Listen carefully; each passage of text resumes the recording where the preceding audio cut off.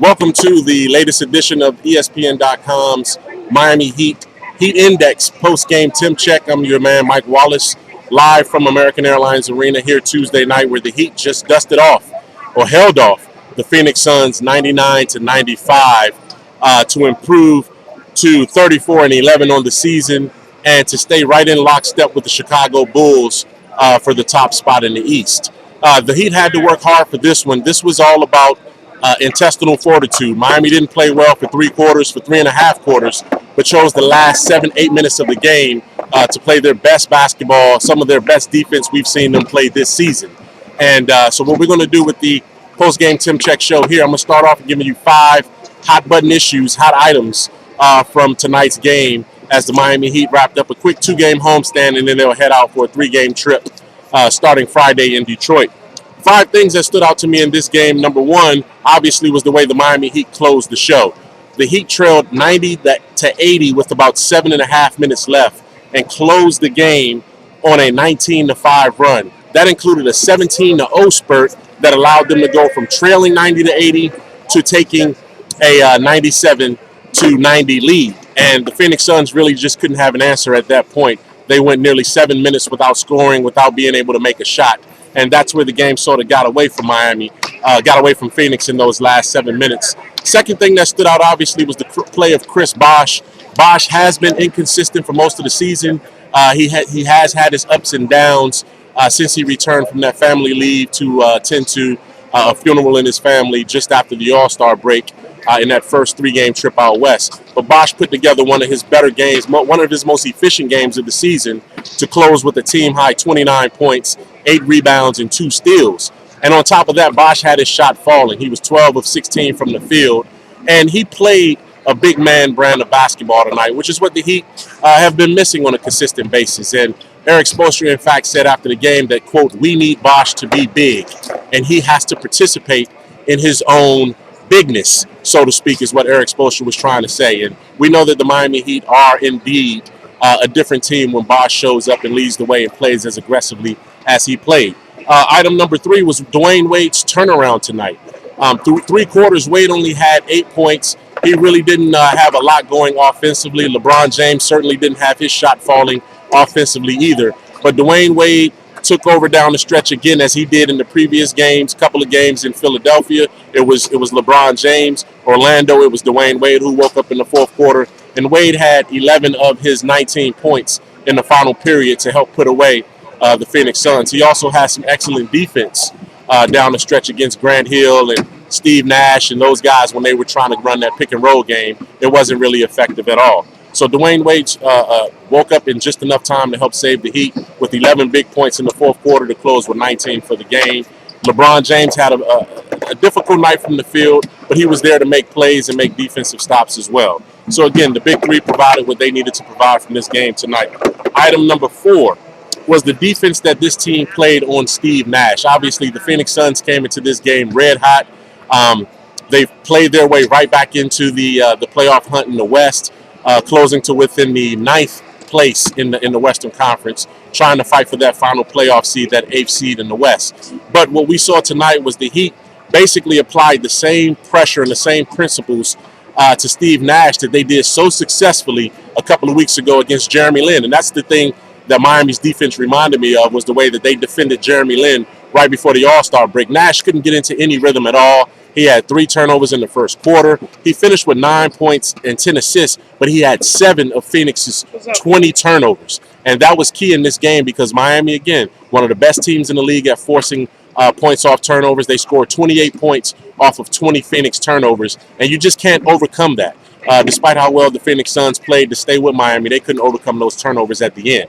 And item number 5 is the injury update. The 5th hot item from this game tonight was the injury update. LeBron James took a couple of hard falls and hard fouls as well. He banged his elbow in the first half, and Coach Eric Spoelstra said immediately after the game that LeBron didn't have feeling for long stretches in that elbow and that arm for most of the second half. And then in the fourth quarter, he collided with Grant Hill, and it was a scare for both guys. Both guys stayed down for what would have easily have been a 10 count if this were boxing. It's basketball, obviously. Both guys got up and finished the game, but it was definitely a scary moment for the Miami Heat and LeBron James when he stayed on the ground for what seemed like about 30 seconds before he was eventually helped up. What we do know is that he's going to be fine.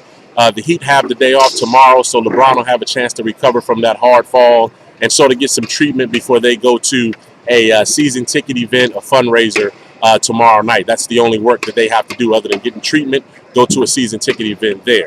So those are Joel Anthony also missed the game tonight. He was a late scratch from the lineup because of an ankle injury. Eric Spoelstra said he sustained the ankle injury in the previous game Sunday against Orlando and sort of tried to play through it and practice through it. But at the end of the day, it was a late scratch, and they decided to rest him tonight. Joel Anthony is expected to be back in the lineup if everything goes well with tomorrow's treatment and Thursday's practice in time for Friday's game against the Detroit Pistons on the road. So those are your 5 hot button issues there. And right after that, we go straight to what we call your part of the show. I tell you each and every Heat Index post-game temp check that we're going to open up a segment for you all and I can follow your feedback or respond to your feedback. So I'm going to take about 3 quick questions that you guys had today based on your Twitter feed. McCity77 asked me, is it me or have the Heat been looking suspect lately? We've certainly seen the Miami Heat get into their fair share of struggles. They had that stretch earlier in the season where they had won 9 straight by double figures. Now it's going to be nip and tuck. This is the stretch run of the season. You're going to get teams fighting for playoff position, and the Miami Heat is going to get everyone's best shot again, obviously. But tonight was one of those nights where they flirted with disaster. They got up, flipped the switch, and took over. They overcame a 10-point deficit in the final 7 minutes of the fourth quarter. We saw them almost squander a 29-point lead the other night in Philadelphia, and they had to hold on to win. So, it's a combination of things. Miami is not only are they getting the opponent's best shot because of who they are and what they represent, but this is also the dog days of the season right now. You're in that stretch that's post All-Star, but you still have 15, 20, 25 games before the playoffs start. And this is just about sustaining and finding the energy and the effort where this part of the season is really going to catch up with guys when you talk about playing 66 games in what amounts to about 3.5 months. So I'll go to the next question. Bretsky from Twitter asks, is it possible that Eddie Curry is ready to play and contribute to this rotation, but Pat Riley and Eric Spoelstra just seems to be overcritical of him and keeping him on the bench? Well, if you've seen the Miami Heat play, you know that they have some holes to fill in the post and that they can use a big man down there. So they would not be purposely keeping Eddie Curry on the bench if they felt that he could contribute. Right now, Eddie Curry is going to get some spot minutes. Dexter Pittman is the second big off the bench, and Joel Anthony is your starter at center. There is some talk that Miami could be bringing in one of the available free agents once these guys get waived, clear waiver wires. And the names that we've all heard are the same ones you're hearing, obviously. Ronnie Turioff is one name. Ryan Hollins from Cleveland is another name. J.J. Hickson is out there, a former LeBron teammate as well in Cleveland. And you just hear Mikey Moore, a veteran who's down in the D-League trying to hang on. Miami has some options there. But, like I said, right now this team appears to be moving forward with what they have in tow. I do think Miami will use their 15th roster spot and bring in some help. It's just a matter of when they feel like they need to do that. But as of right now, no, Eddie Curry, if he's ready to play, I'm sure they will have him out there playing. But the key is for Chris Bosh to continue to play like he played against the Phoenix Suns. K. Pacanini, the last question I'll take is from K. Pacanini from Twitter. I don't necessarily think that the Heat need to make a move if Bosh keeps playing like this.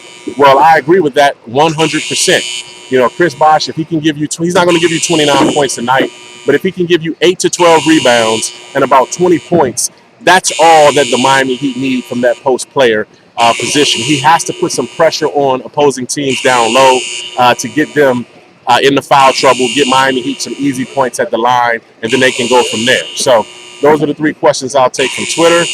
We got the 5 hot spot items after the game, and I'll wrap up with one parting shot and one closing thought as the Heat looks forward to their next 3-game trip, which starts Friday in Detroit and goes on to a big-time showdown Sunday with Oklahoma City before the trip wraps up against the Indiana Pacers. 3 big games.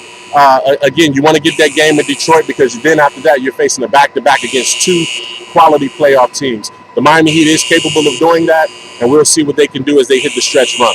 For ESPN.com's Heat Index, I'm Michael Wallace. Thanks for joining us. Take a look at Tom Haberstroh's grades from tonight and also Brian Windhorst's recap from the game. Thanks a lot, and I'll see you next time.